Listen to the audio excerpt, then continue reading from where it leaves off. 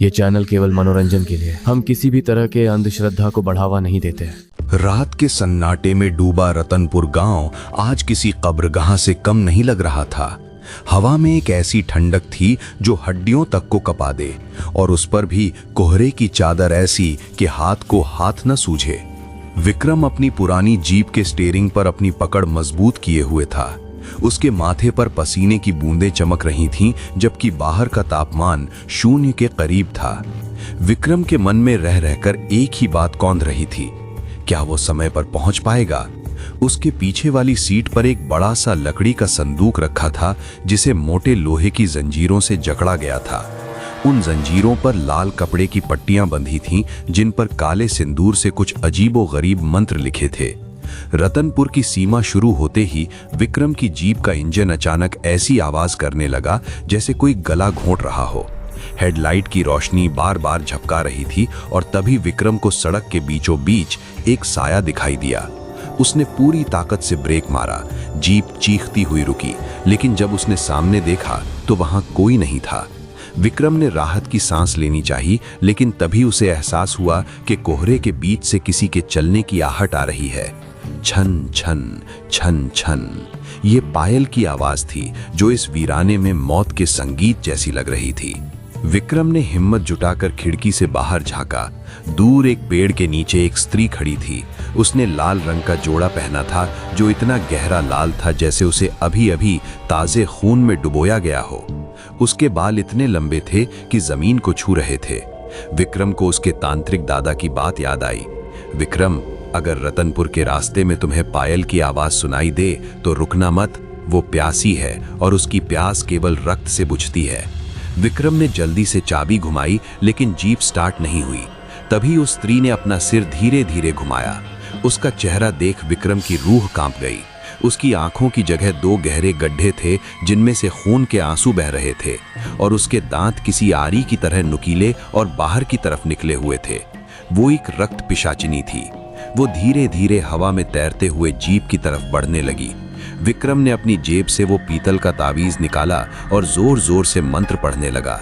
पिशाचिनी जीप के कांच के पास आकर रुकी।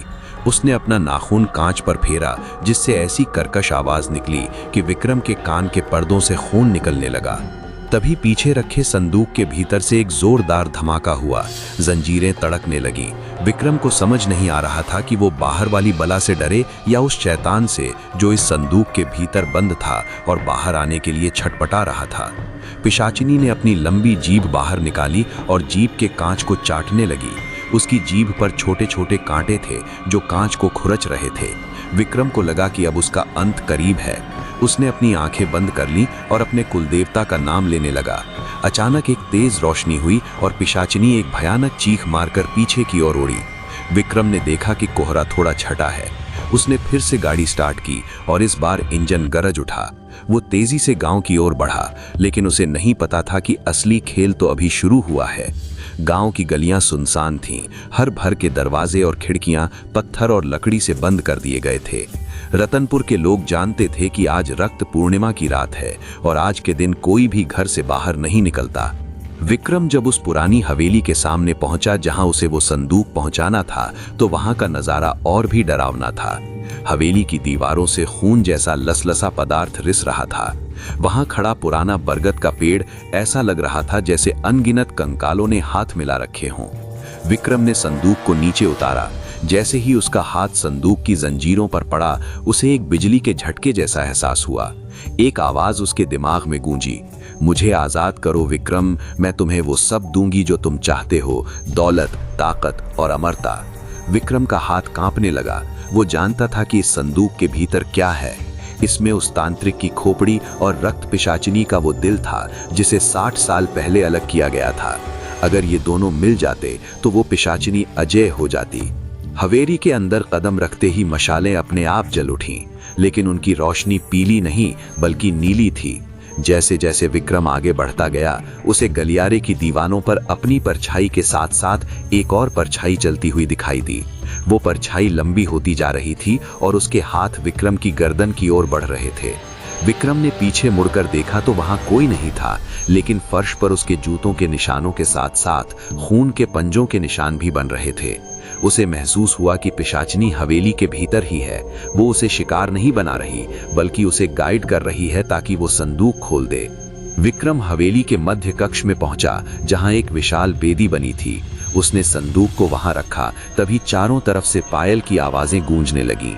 एक नहीं बल्कि सैकड़ों पिशाचिनियां हवेली की छतों से लटक रही थी। उनकी पीली आंखें अंधेरे में जल रही थी। सबसे बीच में वही लाल जोड़े वाली पिशाचिनी उतरी। उसने अपनी उंगली से विक्रम की ओर इशारा किया। विक्रम का शरीर अपने आप हवा में उठने लगा। वो तड़पने लगा, उसका दम घुट रहा था। पिशाचिनी ने कहा, आज मेरा अधूरा शरीर पूरा होगा। तुम्हारा रक्त इस संदूक को खोलने की चाबी बनेगा। उसने विक्रम की कलाई पर एक चीरा लगा दिया। खून की बूंदें टपक टपक कर संदूक पर गिरने लगी। जैसे ही खून संदूक के मंत्रों पर पड़ा, वे मंत्र गायब होने लगे और जंजीरें पिघल कर गिर गईं। संदूक का ढक्कन धीरे धीरे खुला। विक्रम की आंखें फटी की फटी रह गईं। संदूक के भीतर कोई खोपड़ी और दिल नहीं था, बल्कि उसमें विक्रम की ही एक पुरानी तस्वीर थी और बहुत सारा ताजा मांस। तभी पिशाचिनी जोर जोर से हंसने लगी। विक्रम, तुम्हें क्या लगा कि तुम मुझे कैद करने आए हो? तुम तो खुद मेरे वंशज हो।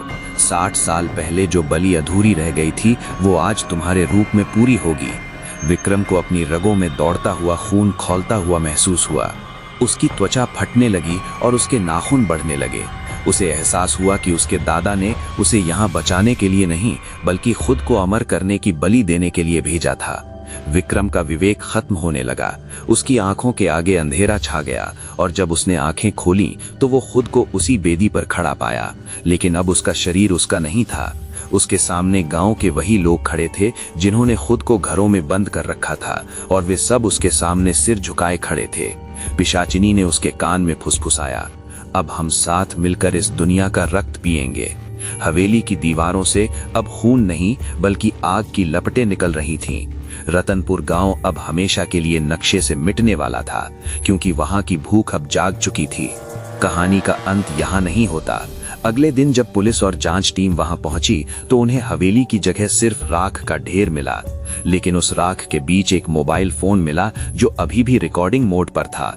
जब उन्होंने वीडियो प्ले किया तो उसमें कोई भूत प्रेत नहीं था, बल्कि विक्रम अकेले ही हवा में बातें कर रहा था और खुद को जख्मी कर रहा था। लेकिन वीडियो के आखिरी फ्रेम में जब कैमरा जमीन पर गिरता है तो एक धुंधली परछाई कैमरे की तरफ देखती है, और उसकी आंखें बिल्कुल वैसी ही थीं जैसी विक्रम की, पूरी तरह काली और खून से भरी हुई। वो कैमरा अचानक अपने आप बंद हो जाता है और रिकॉर्डिंग करने वाले अफसर की गर्दन पर अचानक 2 दांतों के निशान उभर आते हैं। सन्नाटा फिर से छा जाता है और दूर पहाड़ियों से फिर वही पायल की छन छन सुनाई